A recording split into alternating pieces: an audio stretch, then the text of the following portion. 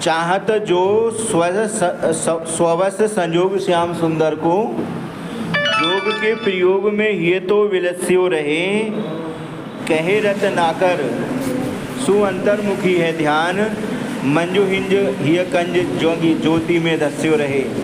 ऐसो करो लीन आत्मा को परमात्मा में, जामे जड़ चेतन विलास विकस्यो रहे। मोहवश जोहत बिछो जियो जाको छोई, सो तो सब अंतर निरंतर वस्यो रहे। वो कहते हैं चाहत जो स्वजस संजोग श्याम सुंदर को, कि हम मानती हैं और हम ऐसा सोचती हैं कि हमें किसका संयोग चाहिए, कृष्ण का चाहिए। योग के प्रयोग में ये तो विलस्यो रहे, और योग के प्रयोग में हम क्या करते हैं, अपने हृदय रूपी गुफा में जो आत्मा निवास करती है उसको लगा देते हैं, अपनी आत्मा के लिए परमात्मा में लगा देते हैं। गोपिकाएं कहती हैं हमें पता है कि परमात्मा क्या है, तू अंतर्मुखी है ध्यान, कि उसका ध्यान योग के माध्यम से अंदर ही लगाया जाता है। मंजो ही कंज जगी ज्योति में धस्यो रहे, क्योंकि आत्मा रूपी जो ज्योति है, जो परमात्मा का अंश है, वो क्या है, हृदय रूपी गुफा में, हृदय रूपी जो कमल रूपी गुफा है उसमें धसी रहती है। ऐसो करो नील आत्मा को परमात्मा में, जामे जड़ चेतन विलास विकस्यो रहे। और आपने कहा कि हमें क्या करना चाहिए, अपनी आत्मा को परमात्मा में इस प्रकार से लगा देना चाहिए कि जड़ और चेतन का जो अलग भेद है, जड़ और चेतन का जो भेद है वो खत्म हो जाए। मोहवश जोहत बिछो जिए जाको छोई, सो तो सब अंदर निरंतर वश्यो रहे। हम ये भी जानती हैं कि जो हमें ये दुख हो रहा है, जो बिछड़ने का जो दुख प्राप्त हो रहा है, वो किसकी वजह से हो रहा है, मोह की वजह से हो रहा है, ये हमें पता है। सो तो सब अंतर निरंतर वश्यो रहे। परमात्मा तो हर प्रकार से हमारे अंतर में ही, हमारे अंतस में ही विद्यमान होता है। देखिए ईश्वर, हमारी स्थिति कैसी है, हम मनुष्यों की स्थिति ऐसी है जैसे कृष्ण मृग होता है, उसकी नाभि में क्या होता है, कस्तूरी होती है, उसकी नाभि में कस्तूरी होती है। एक टाइम ऐसा आता है उसकी नाभि से खुशबू आनी शुरू हो जाती है। अब हिरण काला मृग ये सोचता है ये खुशबू कहीं बाहर से आ रही है, दूसरी जगह से आ रही है कहीं से। उसकी खोज में वो भटकता रहता है, चक्कर काटता रहता है सब जंगल के, उसकी खोज में। उसे पता नहीं होता कि ये मेरी नाभि से ही आ रही है। इसी प्रकार से आत्मा जो परमात्मा है वो क्या है, हमारे अंदर ही विराजमान है। हम क्या करते हैं, नाना उपादानों में खोजते हैं, तीर्थ स्थलों पे खोजते हैं, जबकि अगर यथार्थ में देखा जाए, योग दर्शन पढ़िए महर्षि पतंजलि का। पतंजलि जो थे शिव के अवतार थे, अंशावतार। उन्होंने योग बनाया। उन्होंने कहा कि देखिए योगा करते हैं, उसमें ना तो धूप बत्ती की ज़रूरत पड़ती है, ना ही अगरबत्ती की ज़रूरत पड़ती है, उसमें ज़रूरत पड़ती है मन की, भाव की। हमारा मन संकल्पित होना चाहिए। तो देखा होगा योगी लोग ध्यान लगाते हैं, योगा करते हैं। योगा का मुख्य मकसद तो यही है, आत्मा प्लस परमात्मा का जोड़ ही योग है। चित्तवृत्ति निरोधा योगा, ऐसा योग जिसमें हमारी मना स्थिति एक जगह निश्चित हो जाए, हमारी चित्तवृत्ति नियंत्रित हो जाए, मानसिक प्रवृत्तियाँ एक जगह ईश्वर के अधीन हो जाएं, तो वो क्या है, सब योग है। परमात्मा क्या है, सर्वशक्तिमान है, और सर्वशक्तिमान होने की वजह से क्या है, वह सभी जीवों में विराजमान है।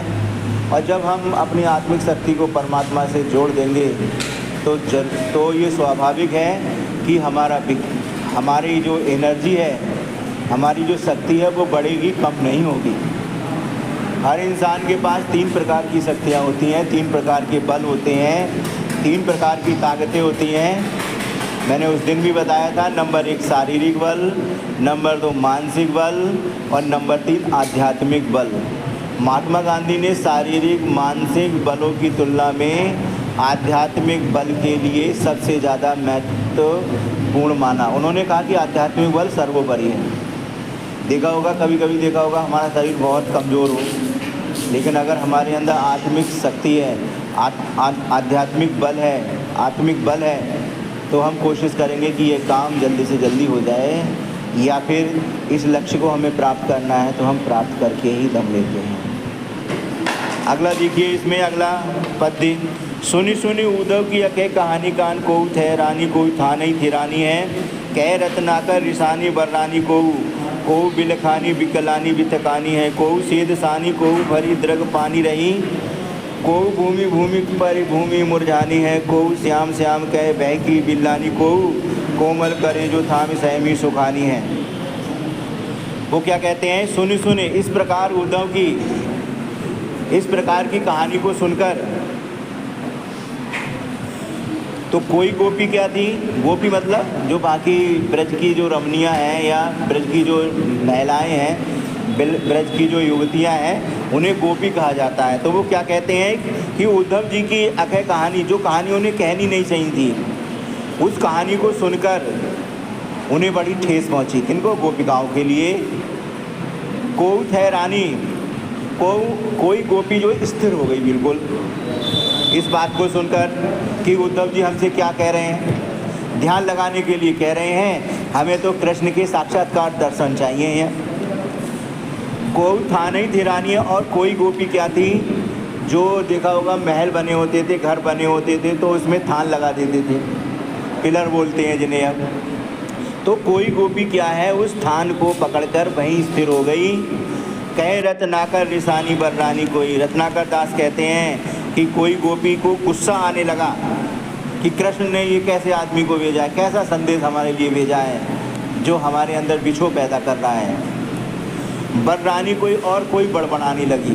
जब हमें गुस्सा आता है तो हम अंदर ही अंदर बड़बड़ाने लगते हैं, तो वही स्थिति यहाँ गोपी की हो रही है। कोई गोपी बड़बड़ाने लगी, कोई बिलखानी, कोई व्याकुल हो गई, कोई बिलख कर इधर उधर से उधर गिरने लगी, और कोई बिथक गई, कोई एक जगह ही छिटक गई कि जो है बहुत बड़ी आफत सी आ गई कि कृष्ण ने ये किस व्यक्ति के लिए भेजा है जो हमें ज्ञान की बातें कर रही। हमें ज्ञान की बातें नहीं चाहिए, हमें तो भगवान श्री कृष्ण से साक्षात्कार चाहिए।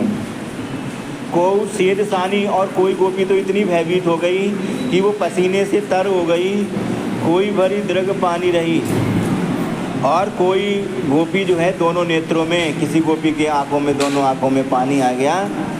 कोई भूमि भूमि पर भूमि मुरझानी, और कोई घूम घूम कर मुरझाकर पृथ्वी पर गिर पड़ी, भूमि पर गिर पड़ी। कोई श्याम श्याम कह बह की बिल्लानी कोई, और कोई कृष्ण कृष्ण पुकारती हुई बहक गई, और बिल्लानी कोई, और कोई कहते हैं ना व्याकुल सी हो गई, बिलबिलासी गई। कोमल करे जो ताम सहमी सुखानी, और कोई जो है गोपी अपने कोमल यानी कोमल हृदय को थाम कर सूख सी गई कि जैसे उसका सब कुछ चला गया हो कृष्ण के जाने से। चौथा देखें इसमें, काना दूत कंधो ब्रह्मदूत हैं, हवे पधारे आप धारे प्रण फेरन की मति ब्रजवारी की। कह रत्नाकर पे प्रीति रीति जानत नाय, ठानत अनीति आने नीति लय अनारी की। मान्यो हम काना ब्रह्म एक ही कहो जो तुम, ताऊ हमें भावती न भावना न्यारी की। जैसे बने बिगड़ी न बारिता बारदी की, बूंदता बिलय बूंद विवश बिचारी की। कितनी अच्छी बात कही। उन्होंने कहा बूंद का तो कुछ नहीं बिगड़ेगा। वो कहते हैं कि बूंद का तो बिगड़ेगा, लेकिन समुद्र का कुछ नहीं बिगड़ेगा। देखा होगा तुमने, जब आकाश से कोई बूंद गिरे और वो समुद्र में गिरे, जब तक वो बूंद है उसका अस्तित्व है, और जैसे ही वो समुद्र में मिल जाती है तो बूंद नहीं ढूंढ सकते। इसी प्रकार से परमात्मा की स्थिति है। परमात्मा क्या है? अथाह समुद्र है। सभी जीव उसी से उत्पन्न होते हैं और उसी में समाहित हो जाते हैं। जब तक हमारी ये शरीर है, बॉडी है, हमारा बूंद रूपी अस्तित्व है। और जैसे ही ये ये बॉडी खत्म हो जाती है, हम भी उस परमात्मा रूपी समुद्र में मिल जाते हैं। उसी बात को इन्होंने एक बूंद के सांगोपांग के माध्यम से समझाया है। वो कहते हैं काना दूत कंदो ब्रह्मदूत हमें पधारे आप। हे उद्धव, पहले तो आप ये बता दो कि आप कान्हा के दूत बन के आए हैं या परमात्मा के दूत बन के आए हैं। सीधी सी बात उन्होंने पूछी। धारे प्रण फेरन की मति ब्रजवारी की। और तुमने क्या ऐसा संकल्प ले रखा है कि हमारी तुम बुद्धि को फेर के जाओगे, लेकिन फेर नहीं पाओगे हमारी बुद्धि को। कह रत्नाकर पे प्रीति रीति जानत न। रत्नाकर दास जी कहते हैं गोपिकाओं ने कहा, हे उद्धव, तुम प्रेम की परंपरा को, प्रेम की रीति को नहीं जानते। ठानत अनीति आनी नीति ले अनारी की। तुम तो अनाड़ी हो, बिल्कुल कुछ भी नहीं जानते प्रेम के बारे में।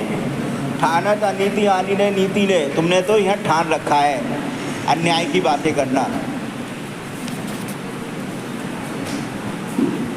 मान्यो हम कान्हा ब्रह्म एक ही कहो जो तुम। हम मानते हैं तुमने कहा कि ब्रह्म कि कान्हा और ब्रह्म एक ही है। परमात्मा और कान्हा कृष्ण जो है एक ही है। कहो जो तुमने कहा। तऊ हमें भावती न भावना अन्य। लेकिन इस प्रकार की बातें जो तुमने बताई हमें भाती नहीं, हमारे हृदय को अच्छी नहीं लगती। जैसे भी नहीं बिगड़ी ना बारिदा बारदी को। देखो समुद्र का तो कुछ नहीं बिगड़ेगा, जो कुछ बिगड़ेगा वो बूंद का बिगड़ेगा। तो हम क्या है उस, और बूंद की ये व्यवस्था है, मजबूरी है कि उसे फिर परमात्मा में ही मिलना पड़ता है। देखा होगा कहीं पे भी बरसे पानी, नदियों का पानी सब समुद्र में ही जाता है, जाता ही नहीं जाता है। ज़मीन के अंदर जो पानी है वो भी बारिश का ही पानी होता है। ज़मीन के अंदर जो पानी हम पीते हैं स्वच्छ जल, वो फिल्टर होता रहता है ज़मीन की।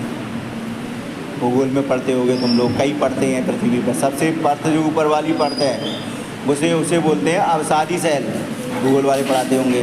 जिस पर खेती करते हैं, मुलायम परत होती है ना ये, इस पर खेती करते हैं। और नीचे जाएंगे तो परत चेंज होगी, और नीचे जाएंगे तो बहुत गर्म भाग आ जाएगा पृथ्वी का, और उससे भी नीचे जाएंगे बिल्कुल केंद्र में जाएंगे तो पृथ्वी का केंद्र जो है निकिल जैसे पदार्थों से बना हुआ है, जो दुनिया के सबसे कठोर पदार्थ हैं, जिसमें कोई भी होल नहीं किया जा सकता, कोई भी छेद करना संभव नहीं है। ऐसी कोई तकनीक नहीं बनी कि वैज्ञानिक पृथ्वी के जो है इसमें यहाँ से उसमें ड्रिल डाल के उसमें कर दें, नहीं, संभव नहीं है। क्योंकि इतनी आग है नीचे, इतनी गर्म है पृथ्वी अंदर से कि सारी चीज़ें पिघल जाएंगी, कोई भी धातु पिघल जाएगी, काम ही नहीं कर सकते, पहले तो संभव ही नहीं। तो देखिए बहुत सारे लोग ऐसा बताते हैं कि बिल्कुल भारत के बिल्कुल जस्ट, अगर भारत में से अगर कोई इसमें होल किया जाए पृथ्वी में तो सीधा वो अमेरिका में निकलेगा जाके। प्राचीन काल में हो सकता है कि वो पाताल लोक हो। और एक चीज़, हम पृथ्वी पे कहाँ रहते हैं बताइए? पृथ्वी के अंदर हैं या उसकी बाहर हैं या सतह पर हैं? बताओ, कौन बताएगा? हम लोग सब सतह पे रह रहे हैं। जैसे गेंद होती है ना, गेंद का जो ऊपरी हिस्सा है ना, तो उस सतह पे ही हम रह रहे हैं। अब कहोगे गिरते क्यों नहीं है भाई? पृथ्वी हर चीज़ के लिए खींच रही है। उत्तर की तरफ गुरुत्वाकर्षण है, उत्तर की तरफ सारी चीज़ें खींचती हैं। इसीलिए कह देते हैं कि उत्तर की तरफ सिर करके नहीं सोना चाहिए, कहीं मेमोरी ना चली जाए दिमाग की। और देखा होगा उत्तर की तरफ सोते हैं तो हो सकता है नींद भी सही से ना आए। तो इसीलिए बहुत सारे लोग कहते हैं कि उत्तर की तरफ सिर नहीं करना चाहिए, क्योंकि सारा फोर्स उधर को ही जाता है। कंपास होता है, हर मोबाइल में कंपास आ रहा है, भूगोल वालों को बहुत ज़रूरत पड़ती है दिशा नापने में। तो देखा होगा उसकी जो सुई होती है, मोबाइल कैसा भी रखो, कंपास कैसा भी रखो, उसमें कंपास होता है। कंपास नहीं होता तो मस्सा पे होगा। अगर उसकी जो सुई होती है वो किधर को भी रख लो, वो जाएगी उत्तर को ही। तो बताती है उत्तर दिशा इधर को है। हवाई जहाज़ों पर सब ये लगे होते हैं, जहाज़ों पर, समुद्री जहाज़ों पर ये सब लगे होते हैं। उसी से वो दिशा निर्धारित करते हैं। आकाश में कैसे पता लग जाता है दिशा? नहीं पता कर सकते। आकाश में कोई सड़कें थोड़ी पड़ रही हैं कि जैसे ये सड़क हाईवे जा रहा है कानपुर, तो कानपुर इसमें सीधे पहुंच जाएंगे। हाईवे पे चढ़ जाओ सीधे कानपुर, उधर वहाँ कोई हाईवे थोड़ी पड़ रहा है आकाश में।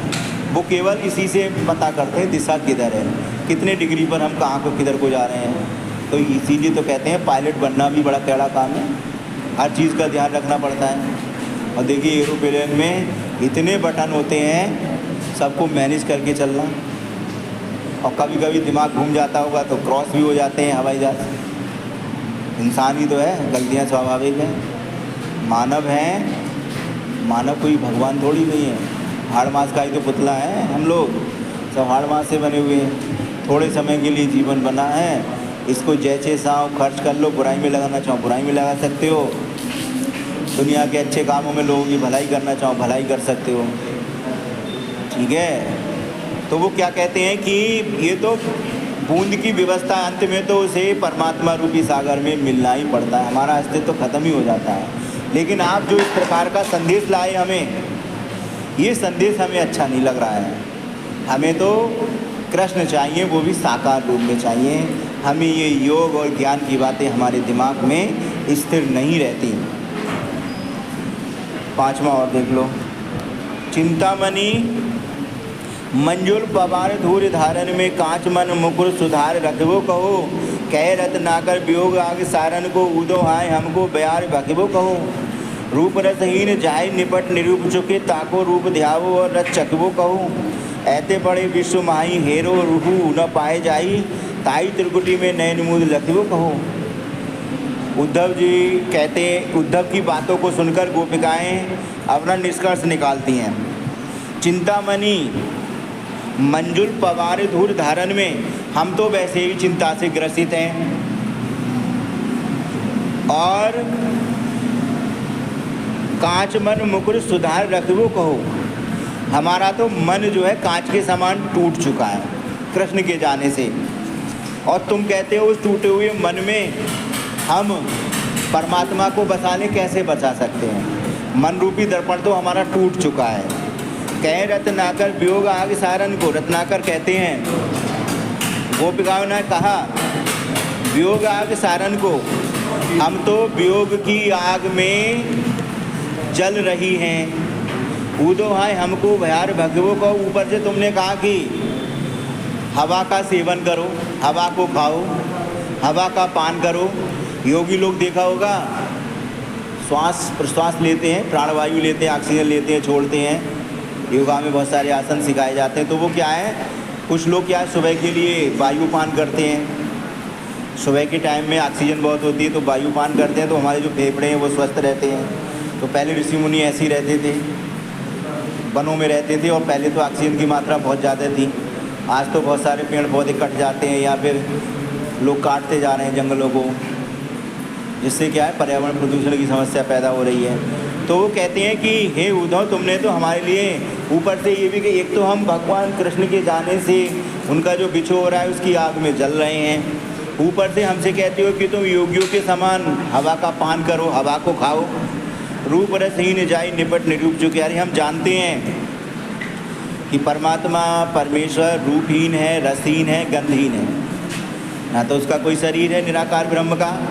क्रिश्चियन लोग निराकार ब्रह्म को मानते हैं, इस्लामिक लोग निराकार ब्रह्म को मानते हैं, और आदि हिंदू निराकार ब्रह्म को मानते हैं। देखा होगा कुछ लोग पूजा पाठ नहीं करते लेकिन भगवान को मानते हैं, ईश्वर को मानते हैं। कोई किसी माध्यम से मान रहा है, कोई किसी माध्यम से, लेकिन सबकी जो मंजिल है वो परमात्मा ही है। ताको रूप रखो और रस चखो को, जिसका ना तो कोई रूप है, ना रस है, ना कुछ भी नहीं है जिसका, उसको कहते हैं कि उसका रस चखो, उसका ध्यान लगाओ। ये कैसे संभव है जब हम उसे जानते ही नहीं हैं। ऐते बड़े विश्व माई हेरे हु न पाए, इतने बड़े विश्व में जिसे खोजने से भी नहीं प्राप्त किया जा सकता। ताई त्रिकुटी में नयन मूद लखबो कहो, और उसके लिए क्या कहते हैं, उस ईश्वर के लिए, उस परमात्मा को तुम अपने आँखों को बंद करो और यहाँ पे दर्शन करो त्रिकुटी में। त्रिनेत्र बोल देते हैं इसे।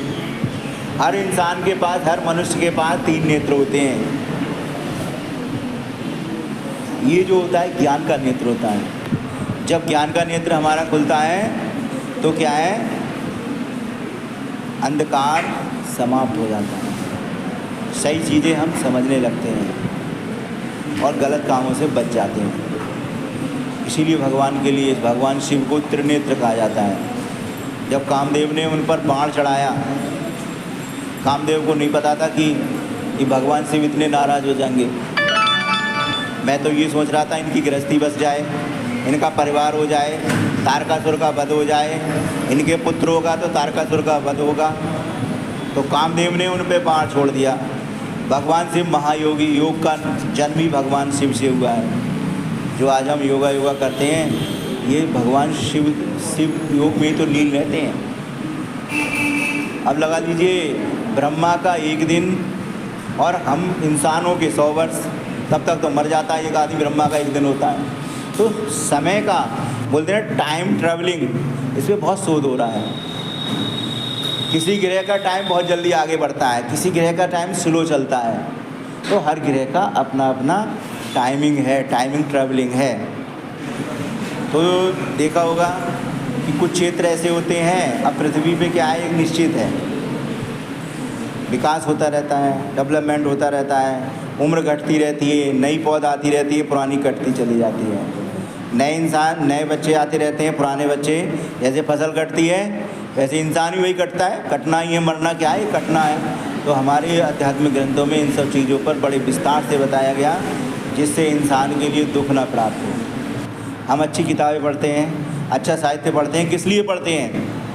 इसलिए पढ़ते हैं कि हम अपना जीवन सुखमय तरीके से व्यतीत कर जाएं, परेशानियां ना हों। हम क्यों पढ़ते हैं स्कूल में आगे?